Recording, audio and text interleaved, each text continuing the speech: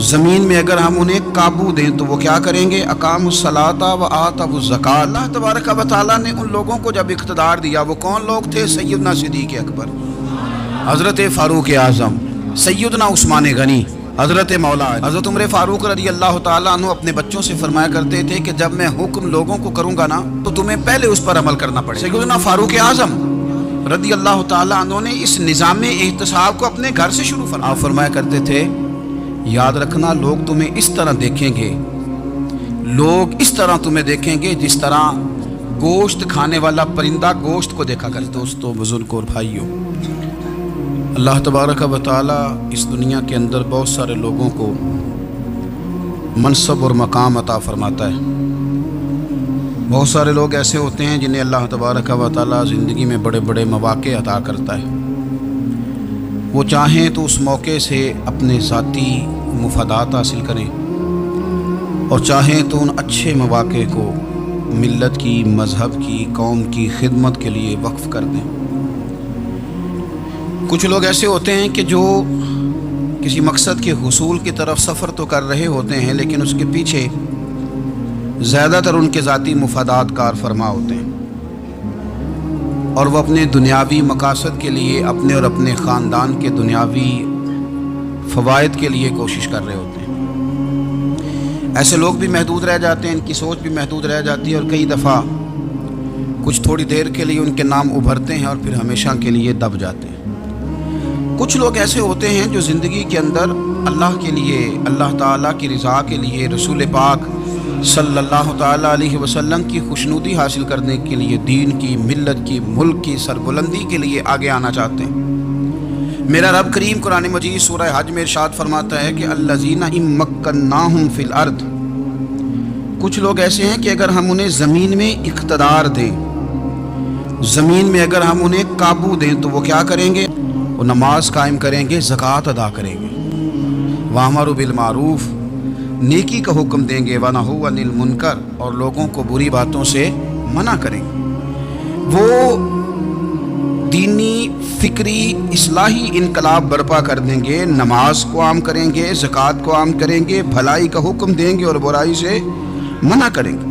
اللہ تبارک و تعالیٰ نے ان لوگوں کو جب اقتدار دیا، وہ کون لوگ تھے؟ سیدنا صدیق اکبر، حضرت فاروق اعظم، سیدنا عثمان غنی، حضرت مولا علی رضوان اللہ تعالی علیہم اجمعین۔ اللہ نے جب ان لوگوں کو اقتدار دیا زمین کے اندر، اللہ تبارک و تعالی نے انہیں نبی پاک علیہ الصلوۃ والسلام کی نیابت کے لیے چنا، تو ان لوگوں نے یہ انقلاب برپا کیا، نمازیں عام ہو گئیں، شوق سے لوگ صدقات و خیرات دینے لگے، بھلائی عام ہوئی، برائی کا کلا کما کیا گیا۔ ہمارے ہاں بھی لوگ احتساب کی باتیں کرتے ہیں، ہمارے ہاں بھی لوگ کہتے ہیں کہ میں رشوت خوری کو، کرپشن کو، ناجائز چیزوں کو ہمیشہ کے لیے جڑ سے اکھیڑ پھینکوں گا۔ لوگ دوسروں سے مطالبہ کرتے ہیں کہ یہ سارے کام جائز کریں، لیکن خود اس پر عمل کرنے کو تیار نہیں ہوتے۔ یاد رکھ لیں کہ یہ جو احتساب ہے یہ انسان کی اپنی ذات سے شروع ہوتا ہے۔ آپ جب نظام احتساب دنیا کے اندر مستحکم کرنا چاہتے ہیں تو اس میں پھر آپ کو اپنی ذات کو سامنے پیش کرنا پڑے گا۔ آج ہم بات کرنے جا رہے ہیں سیدنا فاروق اعظم رضی اللہ تعالیٰ عنہ۔ تو جناب عمر فاروق رضی اللہ تعالیٰ عنہ کا جو نظام احتساب ہے، انہوں نے اس کو گھر سے شروع کیا تھا، اپنے آپ سے اس کا آغاز فرمایا تھا۔ ہمارے ہاں یہ ہوتا ہے کہ جس بندے کے اکاؤنٹ میں اچھے خاصے پیسے ہیں، وہ بل جمع کرانے جائے تو اسے لائن میں نہیں لگنا پڑتا، مینیجر صاحب اسے آگے بلا لیتے، تو وہ بعد میں کیا کہہ رہا ہوتا ہے؟ کہتا دیکھو اللہ نے کتنی عزت دی ہے، مجھے لائن میں نہیں لگنا پڑا۔ بھائی لائن میں لگنا تو آپ کا یہ تھا کہ آپ سمجھتے ہیں کہ سارے مسلمان ہیں، مومنین ہیں، برابر ہیں، تو میں کسی کو تکلیف میں مبتلا نہ کروں۔ جب آپ آگے چلے گئے تھے تو آپ نے بہت سارے لوگوں کا حق مارا تھا، وہ لائن میں جو لگے ہوئے تھے ان کا وقت لمبا ہو گیا تھا۔ آپ نے تو اپنے آپ کو احتساب کے لیے پیش ہی نہیں کیا، بلکہ آپ نے کہہ دیا کہ جناب میرا تو رتبہ اعلیٰ ہے، لہذا یہ میرا حق بنتا تھا، مجھے تو استحکام ملنا چاہیے تھا۔ یہاں بہت سارے لوگوں نے اپنے حق میں چیزوں کو اور رنگ میں پیش کیا۔ سیدنا فاروق اعظم رضی اللہ تعالیٰ عنہ نے اس نظام احتساب کو اپنے گھر سے شروع فرمایا۔ حضرت عمر فاروق رضی اللہ تعالیٰ عنہ اپنے بچوں سے فرمایا کرتے تھے کہ جب میں حکم لوگوں کو کروں گا نا، اپنی رعایا کو، مسلمانوں کو میں کوئی حکم دوں گا تو تمہیں پہلے اس پر عمل کرنا پڑے گا۔ آپ فرمایا کرتے تھے याद रखना लोग तुम्हें इस तरह देखेंगे, लोग इस तरह तुम्हें देखेंगे जिस तरह गोश्त खाने वाला परिंदा गोश्त को देखा करता है। चील गोश्त खाती है तो क्या कभी उसको पैगाम भेजना पड़ा है कि तू आ जा, यहाँ गाय मर गई है, भैंस मर गई है? खुद ब खुद उसकी नज़र होती है, वो पहुँच जाती है। जनाब उमर फरमाने लगे, मेरे घर वालों, मेरे बेटों, मेरी बेटियों, मेरी अहलिया, लोग तुम्हें इस तरह देखेंगे जिस तरह गोश्त खाने वाले परिंदे देखते हैं। लिहाजा मैं जब किसी को अमल करूं तो पहले तुम्हें उस पर अमल करना पड़ेगा जब मैं किसी को हुक्म दूं। आप फरमाने लगे, याद रखना अगर तुमने मेरा हुक्म ना माना तो गैरों ने हुक्म ना माना तो उन्हें एक सजा मिलेगी, और अगर मेरे घर वालों ने ना माना तो डबल सजा मिलेगी। तुम पर डबल सख्ती की जाएगी कि तुमने मेरी बात क्यों नहीं मानी। ये निज़ाम में एहतसाब है। हम ना दूसरों के बच्चों का गला काट के अपने बच्चों की खुशियां लेना चाहते हैं। हम चाहते हैं कि दूसरों के बच्चों के हिस्सों का माल मेरे घर में आ जाए, आ जाता है। कुछ लोगों की सियासत चल जाती है, कुछ लोगों का फरेब और फ्रॉड काम कर जाता है, लेकिन वो घर रोशन नहीं होते। उन घरों में पैसा होता है पर करार रुखसत हो जाता है। उन घरों में आसानियाँ और वुसअतें तो आ जाती हैं लेकिन एक दूसरे का एहतराम ख़त्म हो जाता है। सैयदना फारूक आज़म रज़ी अल्लाह ताला अन्हु का ये तरीका था कि वो अपने बच्चों पर सख्ती करते। आप हमारे मुल्क में ये निज़ाम है, मौजूदा हुक्मरान हो या इनसे पिछले, बच्चे सब के मुल्क से बाहर रहते हैं। यहाँ रहते हैं तो महल्लात में, बाहर जाते हैं तो बड़ी बड़ी आसाइशों में। इनके बच्चों के लिए कानून भी अलग से हैं, कायदे भी अलग से हैं, और हमारे मुल्क के अंदर तो एक बाकायदा प्रोटोकॉल का सिस्टम है।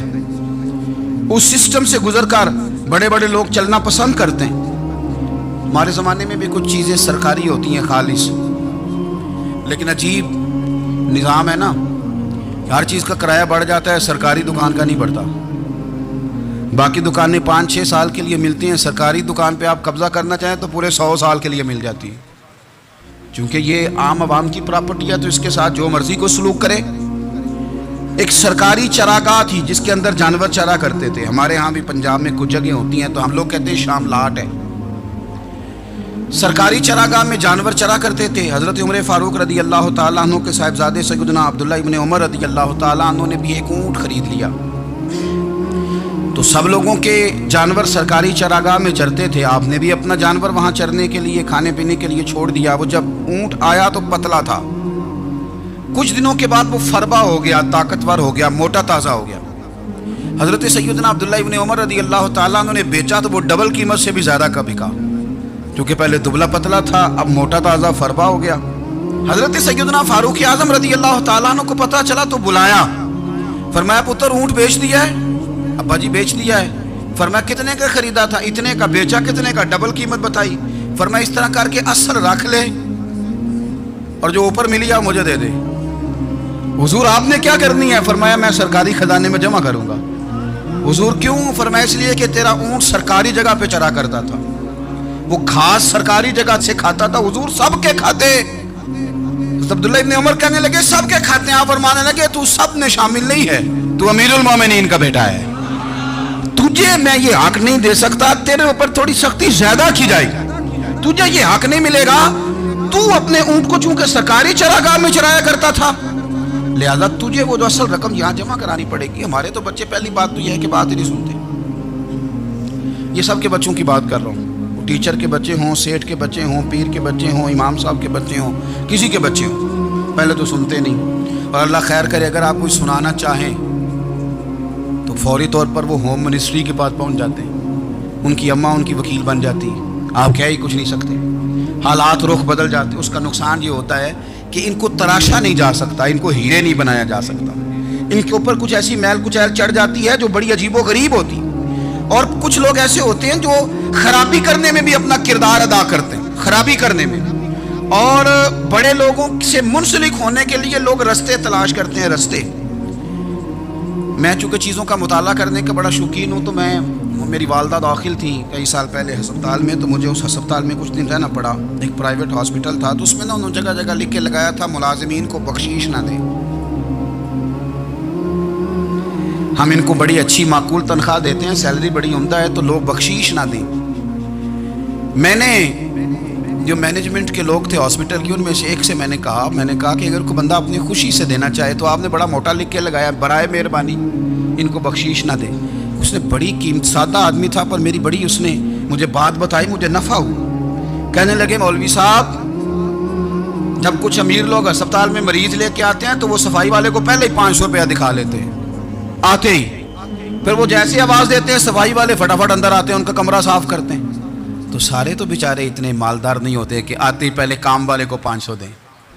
پھر نقصان کیا ہوتا ہے کہ یہ جن کی ذمہ داری ہے بہت ساری ڈیوٹیاں کرنے کی، یہ ڈیوٹی نہیں کرتے، یہ پلٹ کے ان کی طرف دیکھتے ہیں جن کے گھر سے سالن صحیح آتا ہے، ادھر ان کی توجہ زیادہ ہو جاتی ہے، جو نوٹ ان کو زیادہ دکھاتے ہیں، جو پھل لے کے آتے ہیں تو آدھا ان کو دیتے ہیں۔ تو ہم یہ کہتے ہیں یہ کام ہی نہ کرو، یہ اپنی تنخواہ پہ کام کریں تاکہ ہر آنے والے کا درد سمجھیں، ہر ایک کو یکساں یہ سروسز فراہم کریں۔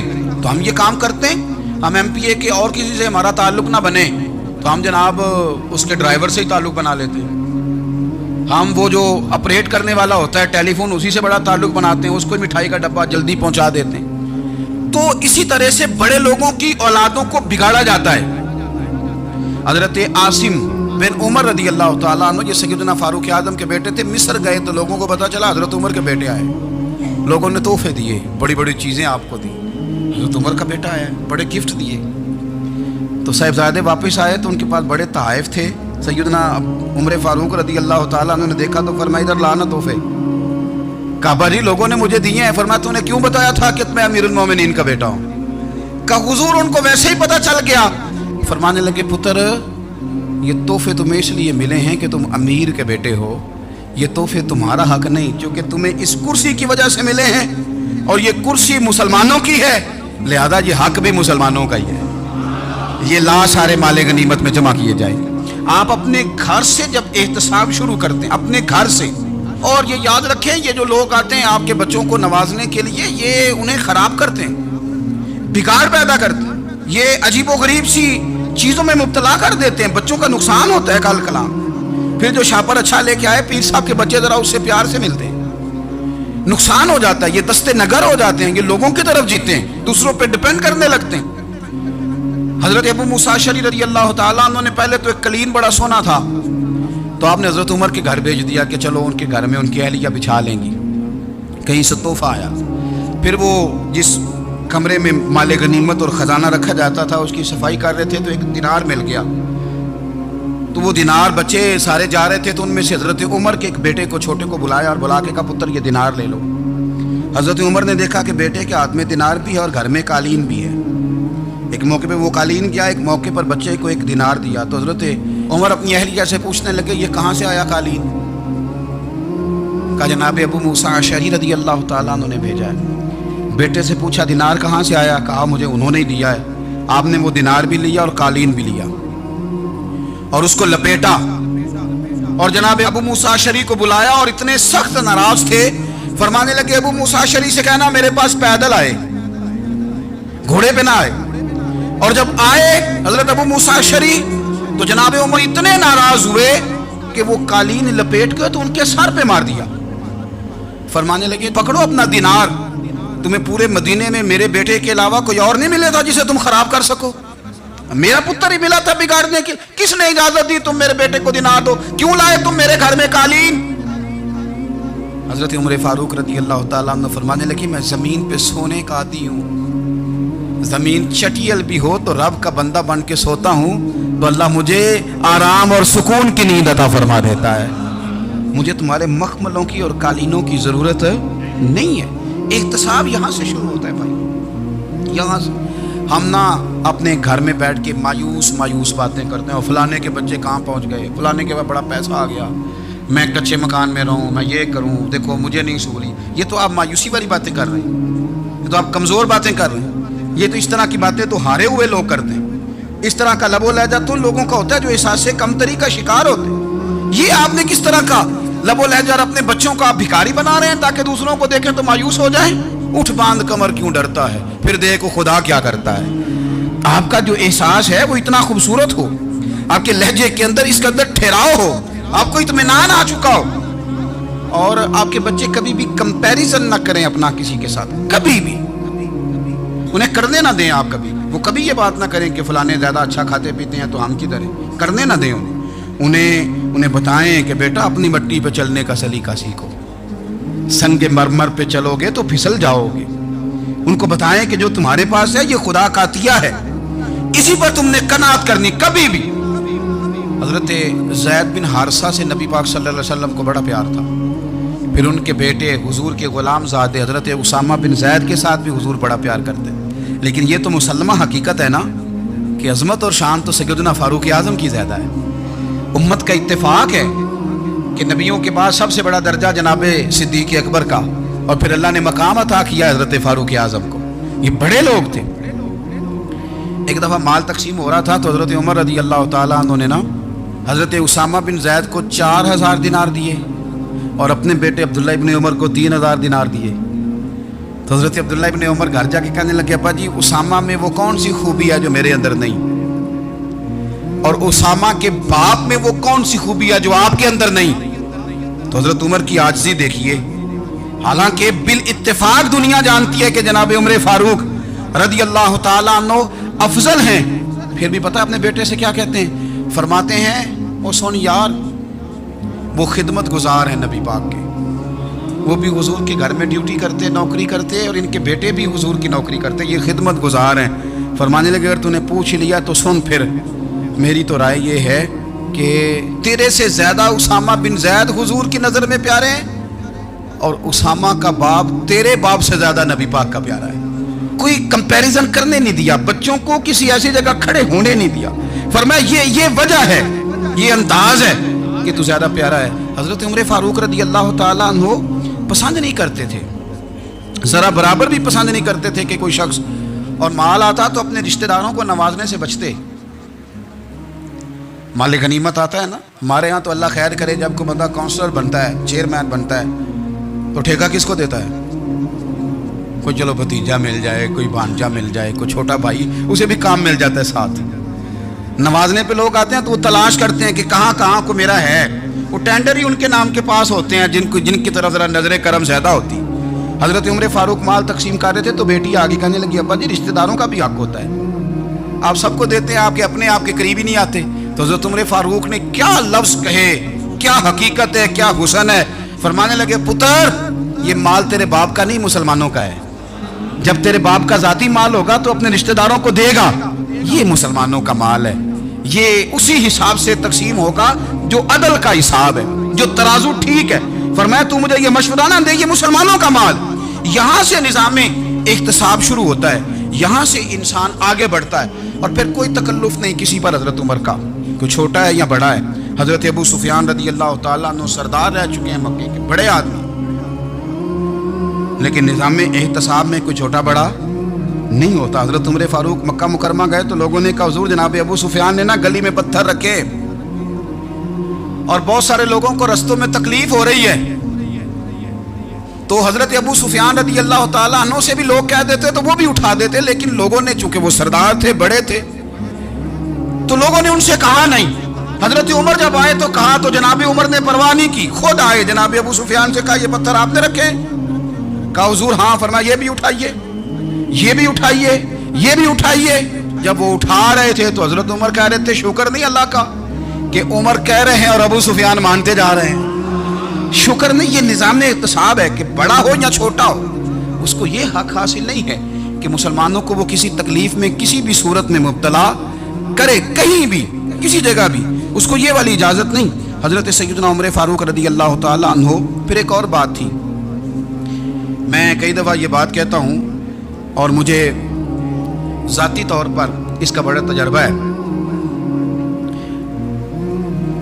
کچھ لوگ نا خوشامد پسند ہو جاتے ہیں, بڑی عمدہ تعریف کرتے ہیں, اوئے ہوئے ہو پول باندھتے ہیں پورے, آپ کے پاس آئیں گے تو کہیں گے جناب آپ سے زیادہ اچھا بندہ ہی کوئی نہیں. تو وہ نا آپ سے کام نکلواتے ہیں, پھر وہ کسی دوسرے کے پاس جاتے ہیں تو اسی طرح کا رویہ وہ دوسروں کے ساتھ کرتے ہیں. یہ عام لوگوں میں بھی مرض ہوتا ہے, عام لوگوں میں. اور بادشاہ ہو بندہ اگر, پھر تو اس کا دل کرتا ہے میں اگر بادشاہ سلام ہوں تو 2-4 بندے دیہڑی پہ رکھ لوں پر میری تعریف ضرور کریں.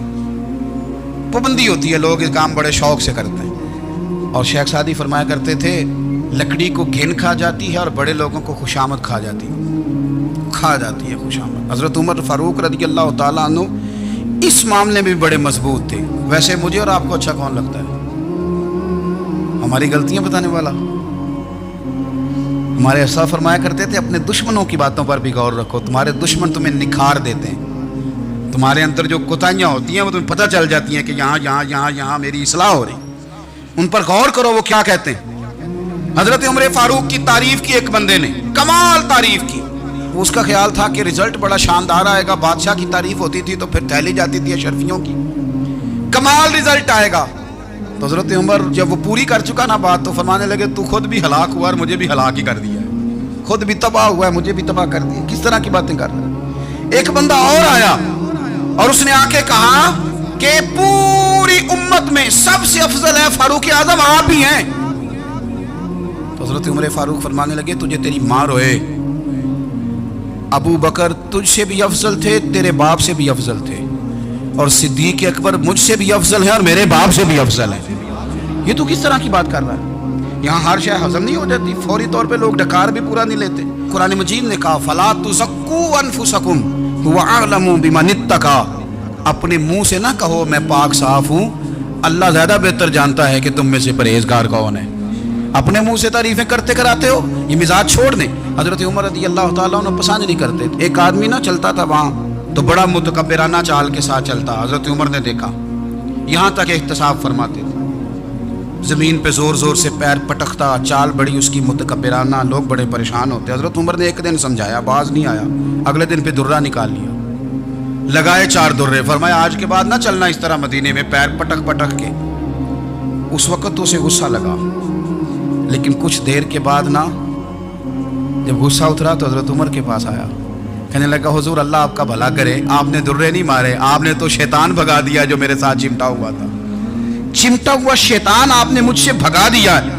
یاد رکھیں مسند امام احمد بن حنبل میں حدیث ہے، اللہ کے پیارے رسول صلی اللہ علیہ وسلم فرماتے ہیں جو دنیا میں متکبرانہ چال کے ساتھ چلتا ہے نا، قیامت کے دن وہ اللہ سے اس حال میں ملے گا کہ رب اس سے ناراض ہوگا۔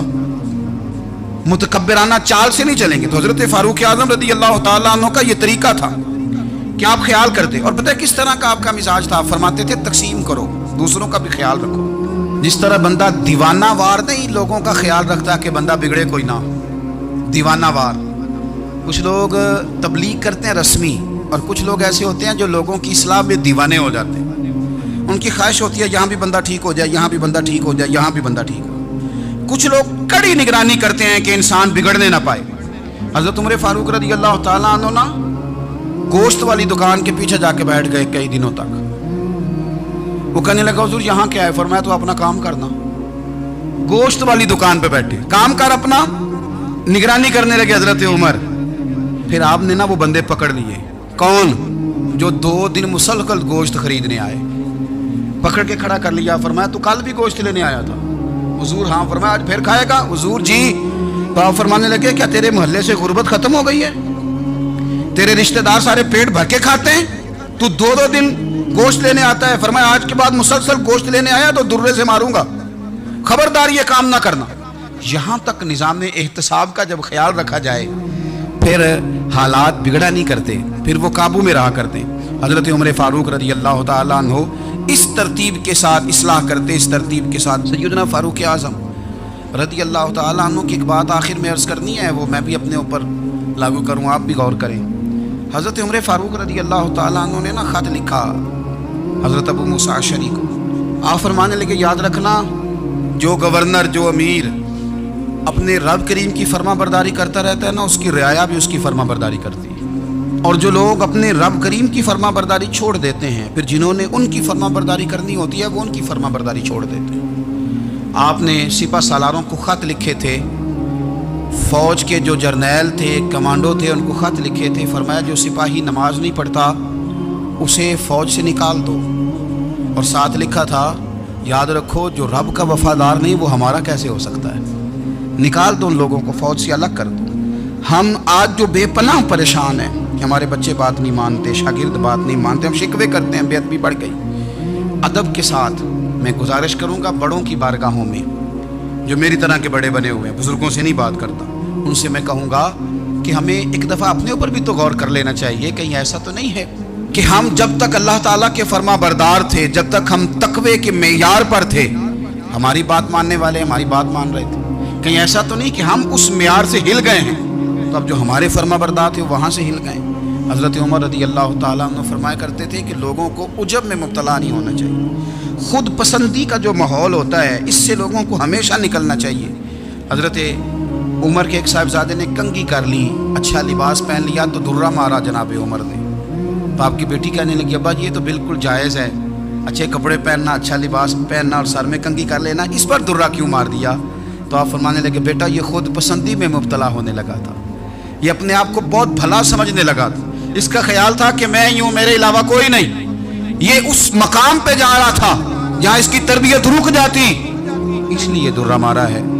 ایک دفعہ حکومتی معاملات کے اندر آپ کی اہلیہ نے مشورہ دینا چاہا. بڑے کام بیویاں نہیں کرتی، بڑے بڑے معاملات میں مداخلت نہیں کرتی. ہمارے بر صغیر میں وہ بادشاہ نہیں گزرا کہ جو فیصلہ کرتا تھا تو کرسی پہ بیٹھ جاتا تھا، پردے کے پیچھے اس کی بیوی بیٹھ جاتی تھی، اور جب وہ فیصلہ سنانے لگتا تو یوں گردن پیچھے کرتا اور اہلیہ جو کہتی وہ فیصلہ سنا دیتا. لیکن ایک دفعہ خاتون نے ایک آدمی کو حضرت عمر نے معزول کیا تو آپ کی اہلیہ نے اس آدمی کی اہلیہ حضرت عمر کی اہلیہ سے ملی ہوں گی، تو خاتون نے ذرا سفارش کرنی چاہیے. تو جناب عمر فاروق رضی اللہ تعالیٰ عنہ کے ہاتھ میں عصا تھا، ڈنڈا تھا، 2-3 دفعہ زمین پہ مارا. فرمایا تمہیں کس نے اجازت دی ہے حکومتی معاملات میں مشورہ دینے کی؟ یہ مشورہ مولا علی دیں گے یا عثمان غنی دیں گے؟ آپ کو کس نے اجازت دی؟ وہ حکومتی معاملات، وہ مسلمانوں کا اجتماعی معاملہ، وہ مسلمان دیکھیں. آپ کو اس میں آنے کی اجازت نہیں ہے. جو آپ کی ذمہ داریاں ہیں، آپ کے حقوق ہیں، ان پر آپ بات کریں. تو بھائی نظام احتساب اپنی ذات سے شروع کریں. ہماری اولادیں، ہمارے بچے، وہ باہر سے انہوں نے زیادہ اثر نہیں لیا. ہم نے انہیں بتایا ہے کہ ہم بڑے غریب ہیں، ہم بڑے مجبور ہیں، ہم تو بڑے کمزور ہیں، ہماری تو سنتا کوئی نہیں، یہ تو امیروں کا ملک ہے، اس میں تو فلانے کو اہمیت حاصل ہے. ان باتوں نے ہمارے بچوں کو کمزور کیا ہے. ان باتوں نے ہمارے بچوں کے دلوں میں احساس کمزوری پیدا کیا ہے. آپ ان کو جینا سکھائیں. آپ ان لوگوں کو بتلائیں کہ رب کریم نے جو تمہارے لیے بہتر سمجھا وہ تمہیں اپنے فضل سے بڑا عطا فرمایا ہے. آپ ان کو ان کے مقام پر رہ کر خوددار اور قناعت پسند ہونا سکھائیں. آپ یقین کریں گھر امن والا بن جائے گا. بچے اگر بھنا ہوا گوشت کھا رہے ہوں اور پھر بھی لاڑی رہے ہوں کہ مسالہ میری مرضی کا نہیں، سٹائل میری مرضی کا نہیں، ٹیسٹ میری مرضی کا نہیں، یہ والا گوشت میں نے نہیں کھانا، یہ اس طرح کر کے بھنا ہوتا تو پھر میں نے کھانا تھا، وہ زیادہ خوفناک صورتحال ہو جاتی ہے. لیکن اگر ابا جی، اماں جی، گھر والے کھیتوں میں کام کر رہے ہوں اور بچے اچار کے ساتھ روٹی لے کے جائیں اور بننے پہ بیٹھ کے، پھٹے پہ بیٹھ کے وہ پھر کھانا شروع کریں، اور جب وہ اچار آئے اور وہ ایک دوسرے کو کہیں کہ آج تو 2 کلے ہو گئے میرے کام کے، اس دفعہ تو دیکھنا ہماری فصل کتنی شاندار ہوگی. ایک دوسرے کو دیکھ دیکھ کے وہ ہنسیں اور مسکرائیں اور ان کی باتوں میں لذت ہو، اور پھر وہ کہیں کہ آم بڑے اچھے مل گئے تھے، دیکھو اچار کتنا سونا آ گیا ہے، دیکھو یہ کس قدر زیادہ اچھا ٹیسٹ ہے، تیل بھی بڑا اچھا ہے، گل بھی بڑے وقت پہ گیا ہے. آپ یقین کریں یوں لگتا ہے کہ کائنات کی سب سے بہترین روٹی یہ لوگ کھا رہے ہیں. یہ سوچ حضرت عمر نے ہمیں دی ہے، یہ فکر جناب عمر نے ہم تک پہنچائی ہے. اللہ ہمیں سمجھنے کی توفیق عطا فرمائے. آخر دعوانا ان الحمدللہ رب العالمین.